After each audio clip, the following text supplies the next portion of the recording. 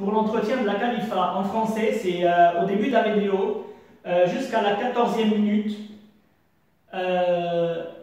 لا نعرف أكثر عن الأكاليفا واللي بده يحضر الفيديو باللغة العربية يتابع الفيديو من الدقيقة 14 لآخر الفيديو. وشكرا لكم.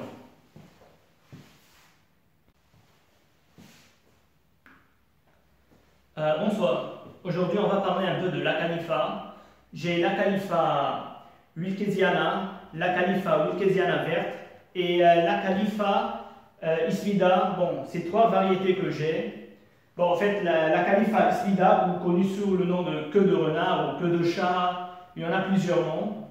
Bon, je ne l'ai plus maintenant. C'est mon père qui me l'avait emmené de Côte d'Ivoire parce qu'il y en a plein en Côte d'Ivoire. On le trouve partout. Il me l'a emmené avec un verre à l'intérieur. Donc la plante n'a pas vécu plus qu'un mois et elle est morte. C'est pas grave, j'en aurai une deuxième en été quand il va revenir au Liban. Je vous montre juste la photo. Voilà, c'est celle-là. Les feuilles vertes avec de longues fleurs en forme de queue de renard ou queue de chat. On appelle aussi plante chenille aussi. Bon. Pour la Khalifa, cette variété-là, ça nous donne des petites fleurs, mais vertes. On a les fleurs qui sont vertes. C'est une bouture que je vais essayer de faire la bouture. J'ai jamais fait de bouture. Je vais voir qu'est-ce que ça me donnait. On peut la faire, on peut la mettre dans l'eau et on peut la faire planter. On peut la planter directement dans le sol. C'est une bouture que j'ai pris de la Khalifa qui est dans le parking de l'immeuble où j'habite. Et à celle-là que j'ai depuis 3 ans maintenant, c'est ma deuxième parce que la première elle est morte, elle a gelé et je vais vous expliquer après pourquoi. Bon, je vais faire un petit montage, il faut que je parle en arabe parce que je dois rendre le téléphone à ma mère. Bon, alors on va continuer la vidéo, on va parler de l'origine de la plante. Ce sont des plantes tropicales qui sont originaires des archipels asiatiques jusqu'en Polynésie. Donc on parle, disons, Malaisie, Indonésie, Nouvelle-Guinée, les îles Fidji, les îles Fidji en Polynésie, donc sur toute l'archipel de l'Océanie et de l'Asie. Ce sont des plantes tropicales, donc qui ont besoin d'humidité et de chaleur. Pour l'humidité, on peut pulvériser sur le feuillage une fois par jour pour lui donner cette ambiance humide, naturelle, comme dans les tropiques. Pour la, qu'est-ce que je voulais dire aussi? Bon, pour la chaleur, on va parler un peu plus tard. Qu'est-ce que j'ai noté? En fait, j'ai noté juste des étapes pour ne pas oublier. C'est une plante que, quand elle est plantée dans son état naturel, qui peut atteindre environ 3 mètres à peu près.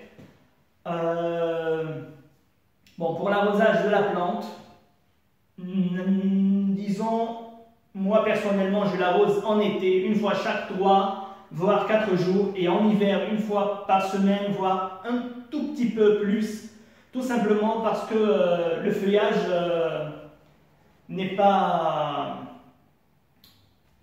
se gorge pas en eau. C'est pas une plante succulente, ni une plante semi-succulente, c'est une plante qui aime une certaine humidité dans son sol. Donc il ne faut jamais laisser la plante vraiment avoir un sol sec, sinon vous allez faire dépérir la plante. Donc un arrosage, voire chaque 3-4 jours en été, c'est suffisant. Qu'est-ce qu'on peut dire aussi de la plante? On va parler maintenant de l'arrosage. J'ai parlé en tant que plante tropicale, on va parler de la chaleur.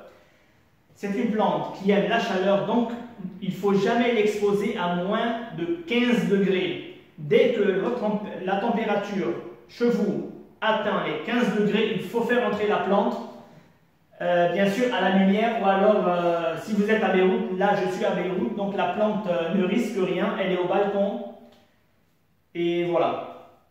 C'est ma deuxième plante. La première, elle est morte, tout simplement parce qu'elle a gelé. Je l'ai achetée en 2018. C'était en été. Je l'ai mis en pleine terre, dans mon village à 700 mètres au sud Liban. Et là, l'hiver est arrivé. Je ne savais rien sur la plante. Je ne savais pas grand chose sur la plante. Je pensais qu'elle allait passer l'hiver. Eh bien non, les températures sont descendues environ entre 2 voire 3 degrés pendant l'hiver. Et on a souvent des longues périodes avec 6 ou 7 voire 8 degrés. La plante n'a pas supporté, elle a gelé. Donc ce que j'ai fait, au printemps 2019, j'ai acheté cette plante. Bon, elle était tout petite. Maintenant, elle a grandi, la plante. Je l'ai mis dans ce pot-là. Et je l'ai fait descendre pendant l'hiver 2019 à Beyrouth. La plante a passé l'hiver sans aucun problème. Et là, je l'ai fait descendre à Beyrouth avec moi en 2020, en hiver 2020. Aujourd'hui, on est le 1er février 2021. C'est normal, bon, ça fait 2 mois qu'elle est à Beyrouth maintenant, mais bon. C'était un peu pour parler de la température de la plante. C'est pas une plante qui supporte le froid. Donc 15 degrés à faire entrer obligatoirement. Bon, on passe. Au niveau du sol, c'est une plante qui aime une acidité, qui aime être plantée dans un sol acide. Donc elle doit être plantée dans un sol, une terre de bruyère. La terre de bruyère, c'est une terre acide, c'est une plante qui aime l'acidité du sol. Donc elle doit être plantée dans de la terre de bruyère. Quand vous faites le rempotage environ, disons, chaque 3 voire même 4 ans, ça dépend si les racines se sont très bien développées dans le pot, alors on le plante, on le rempote dans un pot un tout petit peu plus grand avec de la terre de bruyère. Au cas où, si vous n'avez pas de la terre de bruyère, comme mon cas à moi, j'ai fait un mélange de la terre de jardin et du terreau universel. Et ça fonctionnait, la plante n'a pas eu de mal et elle pousse. Et elle me donne même des petites fleurs, j'ai encore des petites fleurs. Mais bon, la fleur n'est pas intéressante pour cette variété. C'est une petite fleur de rien du tout. Donc on achète pour son feuillage pourpre. Pour cette variété, c'est la variété qui pousse dans les îles Fidji, en Polynésie. On a parlé quoi de la terre, un sol de ok. Bon, pour l'exposition, c'est une plante qui supporte un soleil léger, mais vraiment pas les soleils de l'après-midi. Donc si vous êtes au côté sud, le soleil de l'après-midi peut lui faire brûler ses plantes. Donc placez la plante au côté nord, au soleil du matin. Donc on peut parler de mi-ombragé, quelque chose comme ça. Qu'est-ce qu'on a encore? Le rempotage, on a parlé. Ah, le latex. C'est une plante de la famille des euphorbes. Hein. Donc elle contient du latex. C'est une plante toxique. Attention, aux enfants, ne laissez pas les enfants venir couper les feuilles ou les branches et les mettre dans la bouche. Attention. Hein. Donc c'est une plante qui ne doit pas être placée à la portée des enfants. C'est une plante toxique. Qu'est-ce que j'ai noté? Je ne vois même plus bien. Le latex, la taille. Bon, pour la taille de la plante, on la taille une taille légère, on ne la taille pas vraiment sévère, on ne la taille pas sévèrement. Une taille légère pour un nettoyage, pour ce qui est mort, les petites branches sèches. Les fleurs qui ont fané, on les arrache. Les feuilles qui sont mortes, on les arrache. On fait juste une toute petite taille à la fin du printemps, elle lui fera du bien. L'engrais. Pour l'engrais de la plante, c'est une plante qu'on achète pour son feuillage. Alors, on va utiliser une plante pour plante verte. On ne va pas prendre un engrais pour plante fleurie. On va choisir un engrais pour plante verte. Donc, au début du printemps et en été, on lui fait un apport une fois chaque 3 semaines, voire une fois par mois, un apport d'engrais liquide, mélangé bien sûr à l'eau.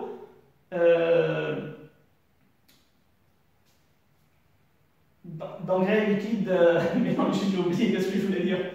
Engrais liquide pour plantes vertes, ça lui fera du bien, ça lui redonnera de la nourriture et elle va se développer plus facilement et elle va se développer encore plus vite. En fait, c'est une plante à croissance rapide. Hein. La floraison, c'est en été et en automne. Là, bon, à Beyrouth, on n'a pas de problème parce que les températures ne sont pas vraiment rudes en hiver. On a toujours la floraison. Je vous ai dit, on est le 1er février et elle a toujours sa floraison. Donc, on peut dire que la plante, dans son état naturel, je ne sais pas si elle fleurit, mais pour la variété queue de renard, elle fleurit en Côte d'Ivoire toute l'année. Hein. Mais pour cette variété, puisqu'elle va fleurir, elle est toujours en fleurs. Je pense que dans son état naturel, dans les îles Fidji, j'ai jamais été, je ne sais pas. Je peux dire que la plante fleurit toute l'année. C'est à voir, je ne sais pas, mais ce sont mes expériences à moi. Pour les maladies de la plante, les insectes nuisibles à la plante, on a souvent les acariens et les cochenilles-farineuses. Attends. Je pense que comme ça c'est mieux là. Je vais la faire couper.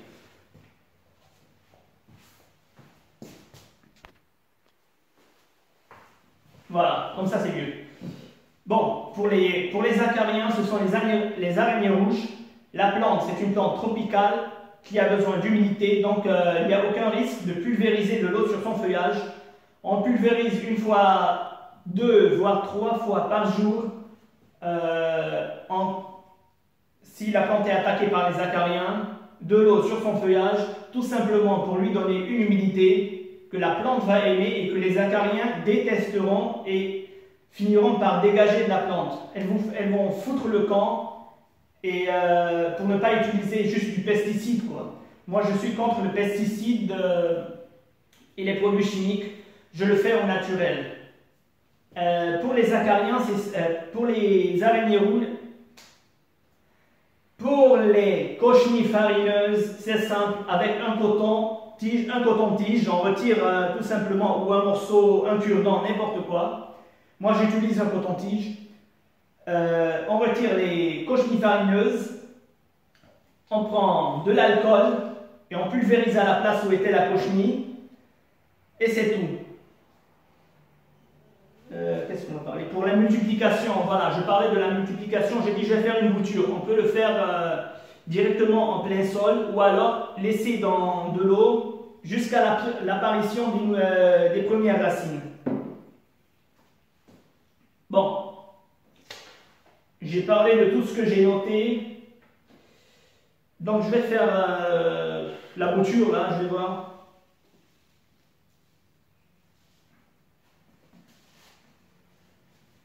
Bon, quelque chose de très important, toujours avant d'utiliser le sécateur, il faut le désinfecter. Ok? On le désinfecte avec de l'alcool. Voilà.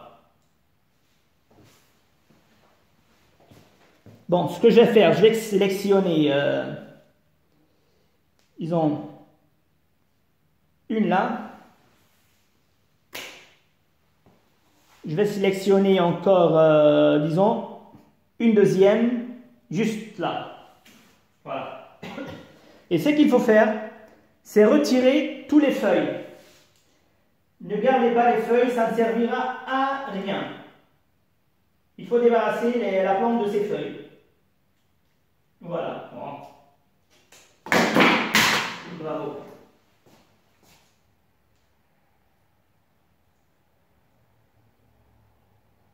Bon, je vais laisser celle-là, elle va me tirer la sève. Donc, j'ai 2 boutures, je vais faire une en français et je vais garder la deuxième pour la vidéo en arabe. Et ça, je vais laisser aussi pour la vidéo en arabe. C'est celle que je vais mettre dans l'eau, mais je dois retirer aussi les feuilles. Mais pour la vidéo en arabe, je vais laisser les feuilles, je vais retirer ça pendant la deuxième vidéo. Bon.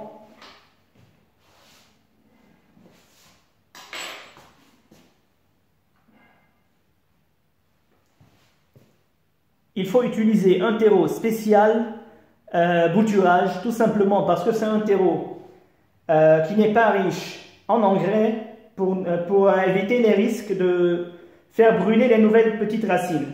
J'ai pas du terreau spécial semis ou spécial bouturage et j'ai pas de l'hormone de bouturage, donc j'ai utilisé un terreau universel. Avec une petite cuillère, je fais un trou, j'installe ma bouture et je serre bien le sol, voilà, de cette manière, voilà. Et là, je vais arroser et laisser toujours la motte humide. Je vais laisser toujours le terreau humide parce que c'est une bouture et il ne faut pas que le terreau soit sec sur la bouture. Ça risque vraiment de faire brûler ou tuer les racines, les petites racines qui vont se développer. N'aiment pas la sécheresse. Il faut qu'il soit toujours dans un sol humide. Bon, en français, je pense que c'est tout ce que je pouvais dire de la plante. À part ça, j'ai plus rien à dire. On va passer maintenant à la vidéo en arabe. Ok. On est à quelle minute? On est 14. Ok.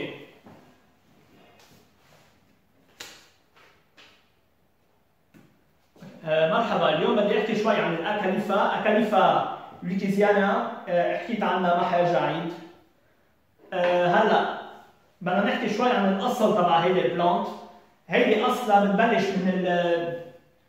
من الارشيبيل الازياتيك لوصولا للإيل de la Polynésie او بولينيزيا صوب استراليا اللي ما بيعرف كثير بالجغرافيا.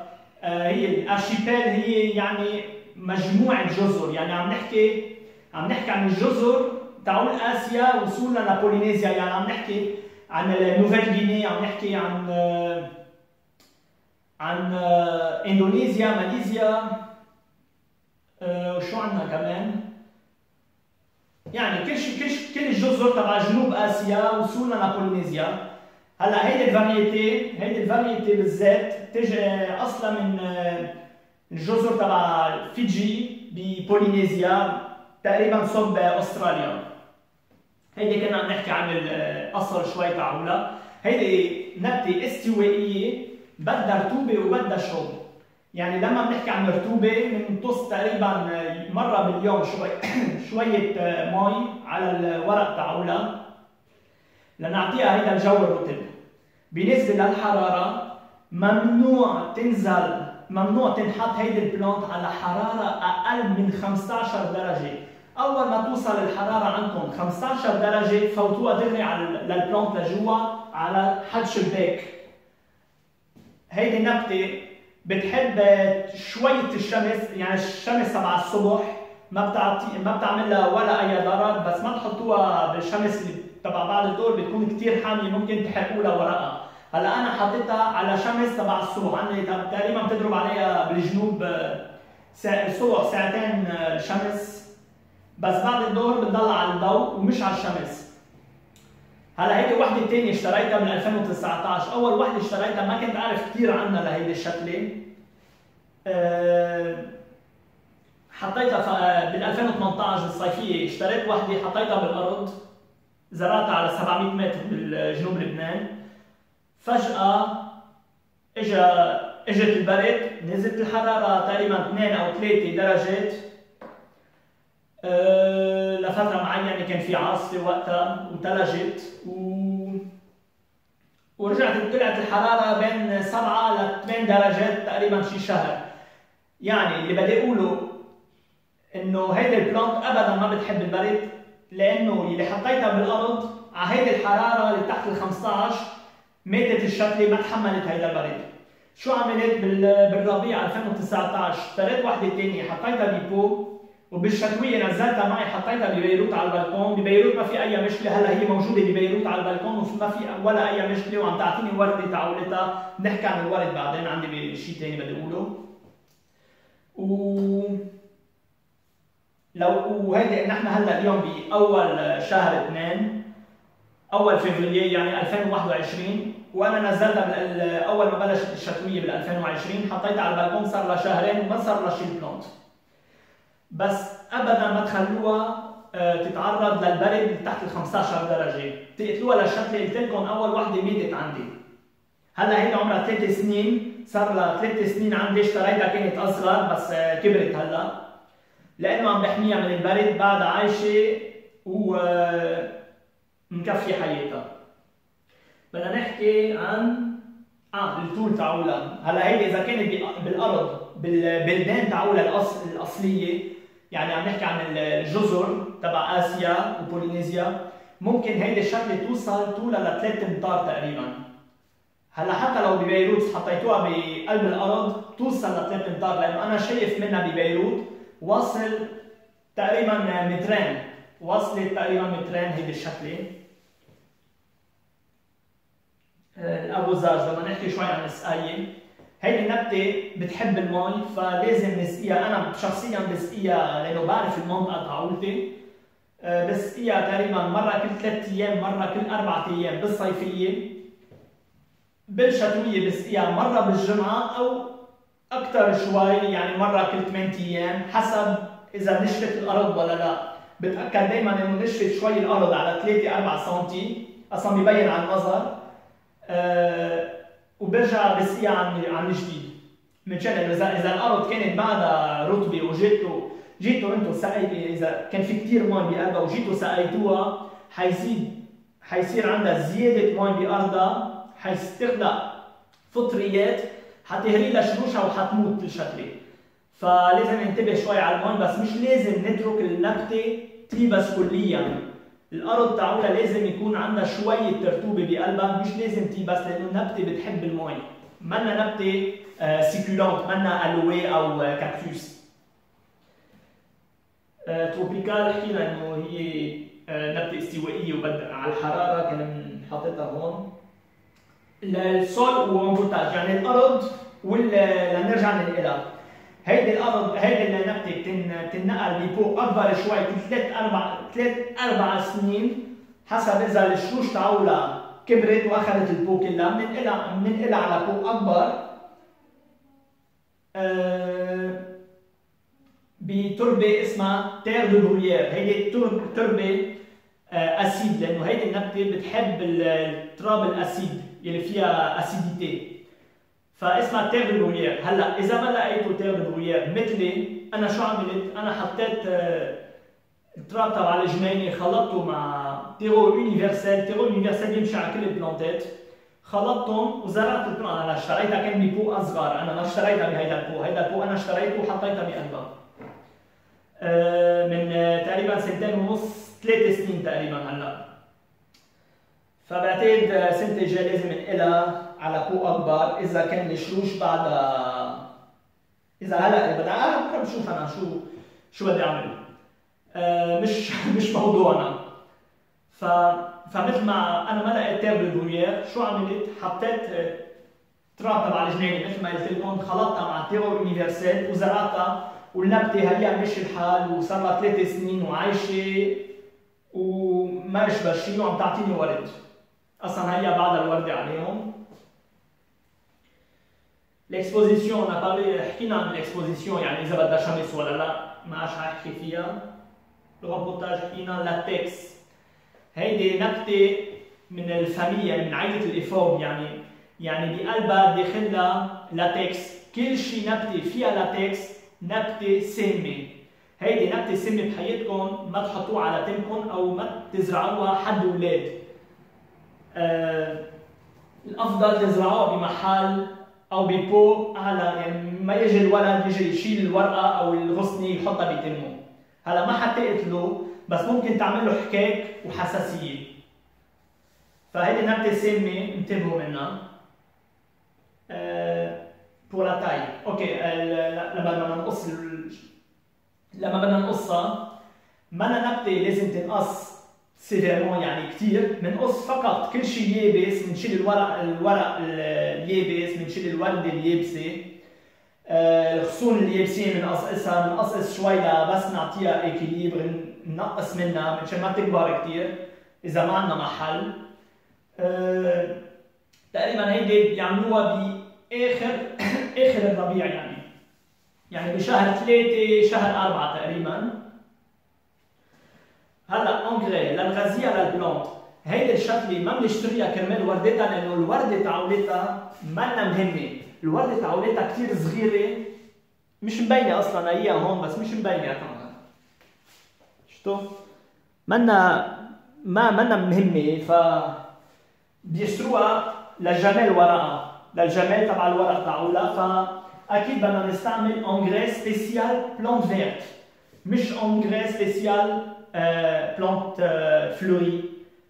انجري سبيسيال بلانت فيرت يعني انجري للورق مش للورده.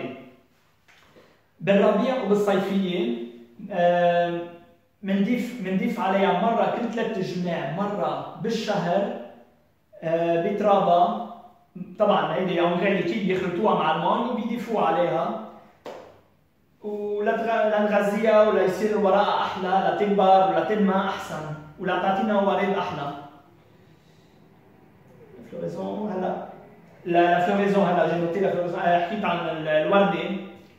هلا الورده نحن قلت لكم نحن باثنين باول شهر 2 وبعدها الورده موجوده عليها. يعني هلا انا ما رحت ولا مره على بولينيزيا على جزر فيجي، بس النبته الثانيه الكو دو رونار اللي عم بحكي الورقه فرجيتكم عليها، الورده اللي تعولها حمراء وطويله، في منها كثير بابيجان. انا كنت بابيجان تقريبا 20 سنه ربيت بساحل العاج. الورده هونيك بتضلها كل السنه، منا موسميه. وهون كمان بعدها صار لها كل السنه عم تعطيني وردتها. هن بيقولوا بالصيفيه، مش مزبوط. نحن هلا مش بالصيفيه والورد والبلانت عليها ورد. كيف هيك؟ كيف ظابطه معهم؟ لا، يعني بالطبيعه لما النبته بتضلها على الحراره تعولتها، هيدي النبته بتعطينا ورده كل السنه ومش بس بالصيفيه. بدنا نحكي شوي عن الامراض تعولها والحشرات. هلا الامراض قلت لكم غير الامراض الفطريه من زياده المي على الشروشها، ما فيها كثير امراض.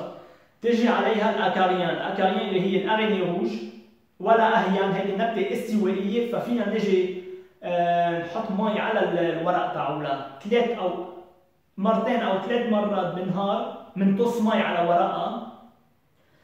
النبته حتحب هيدا الجو الرطب، والاكاريان اللي بتكره جو الرطب حتحل عنا للبلانت، مش اول مره، يعني على عده ايام حتتضايق من هيدا الجو الرطب وحتفل عنا، لانه الاكاريان تجي على النبته لما الجو بيكون كثير جاف. عندنا كمان من القطنه. من القطنه بنجيب كوتون-تيج او كورنون او حي الله شيء، انا بستعمل كوتون-تيج. بنجيب الكوتون-تيج، بنشيل الكوشني فارينوز اللي هي المن القطنه، وبنجيب سبيرتو بنطص محل ما كانت، او بكوتون فيها سبيرتو بنمسح محل ما كانت الاكاريان. اذا في بيض او بيبيات منشان يموتوا، منشان ما يروجع على البلانت. عم بحكي لكم طريقه ما نستعمل مواد كيماويه، لان انا ضد المواد الكيماويه. الملتيبليكاسيون هلا كيف نزرعها، كيف نرجع نحصل على نفس الشكله بالبوتوراج، يعني بالشكل الصغار مثل هيدي.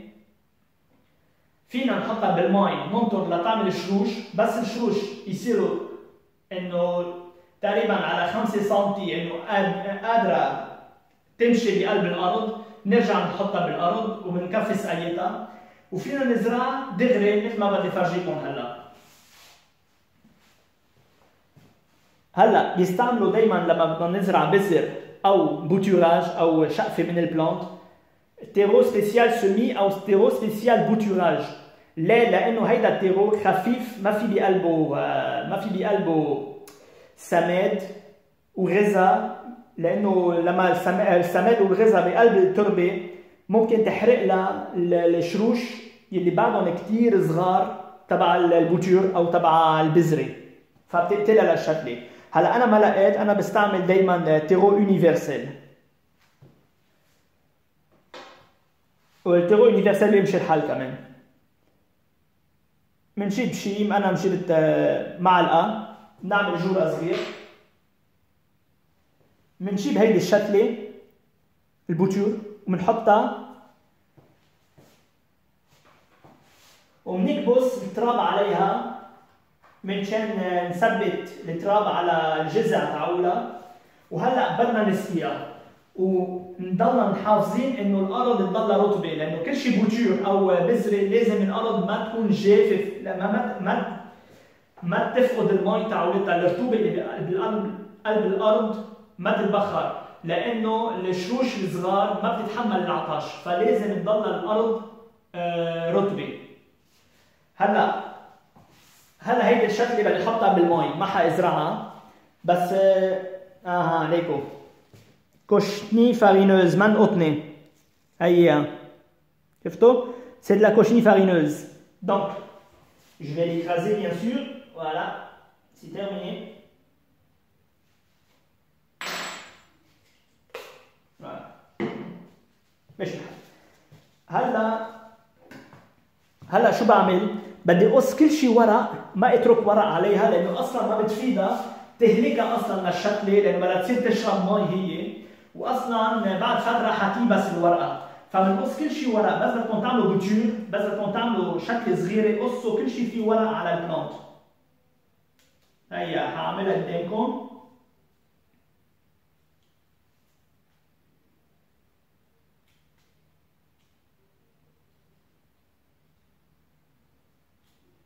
اوكي. هلا اللي بدي اعمله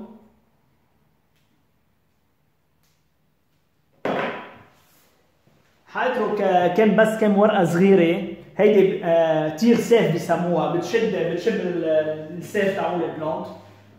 ولانه بدي اعملها بوتور او بقلب المي، بحطها بالمي مع البوتور الثانيه هيدي بخصهم فيها وبتركها. هلا حاتركها هيك جوا على ضوء طبعا لتعمل لي شروش مثل هون. هيدي النبته الثانيه بعدين بحكي فيها، شفتوا؟ هلا هيدي صار لازم ازرعها، بس كان بدي احكي فيديو، بدي اعمل فيديو عنها بعدين بزرعها. اوكي. هلا انا بحياتي ما زرعت اكاليفا، ما بعرف شو حتعطيني، ما بعرف اذا حينجحوا ولا لا. هلا نجحوا تمام، ما نجحوا بروح بشتري وحده وبلا وجعة الراس، بس بدي حابب جرب وبدي اشوف. في شيء نسيته بس لانه عملتها ديجا لما كنت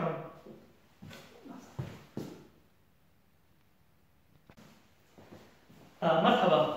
اليوم بدي احكيكم شوي عن اكاليفا ويلكيزيانا واكاليفا ويلكيزيانا اخضر الفيرت، هيدا الكوب الاحمر. في هيدي النوعيه الورده تاعولتها بتضلها خضراء ما بتكون حمراء، والاكاليفا اسبيدا يلي هي هيدي ورقها اخضر ووردتها كثير طويله، اجمل من هولي على فكره بالورده. كان عندي منها بس جاب لي اياها بي من ساحل عاج، بس وصلت معدوده بقلب الخشبه تاعولتها، فما ضينت شهر وماتت. بس مش مشكله، حيجيبوا لي غيرها. في منها كثير بابيجان وبنلاقيها وين ما كان بابيجان، بس بلبنان ما كنت تلاقيها. بلبنان معروفه هيدي الفاريتي وهيدي الفاريتي اكثر. هلا هيدي بدي اعمل فيها، بدي اعمل او خليني بس كفي على هيدي الفاريتي بسموها كمان دنب البسان او دنب الثعلب. هلا هيدي الفاريتي كان عندي اياها، مش انا، بالباركينج بالبنايه اللي ساكن فيها، في منها بالباركينج وحده كبيره. قصيت شقفه، بدي اشوف شو بدنا، كيف بدي شتل منها. فينا نحطها بالمي لتعطينا شروش، وفينا نحطها بقلب الارض. هلا بعدين بحكي فيها. طيب بدي ارجع بس التليفون لإلي، فبدي اعمل بوز، برجع بعمل مونتاج على الفيديو. اوكي. يلي نسيت اقول لكم اياه انه قبل ما تستعملوا السيكاتور يعني المقص، بدكم تقصوا عليها سبيرتو لتنظفوها اذا فيهم بكتيريا، اذا فيهم شي فيروس او شي، مشان ما تنقل على بلانت ثاني. ومن بعد ما تخلصوا ما تستعملوها، تنظفوا العده وترجعوا تراجعوها محلها طبعا بسبيرتو كمان. هلا انا حسكر العده. هلا بدي اسقي انا البوتشور اللي عملتهم. بفتكر هيدا كل شيء عن الاكاليفا، ما عادش في شيء فينا نحكي عنها.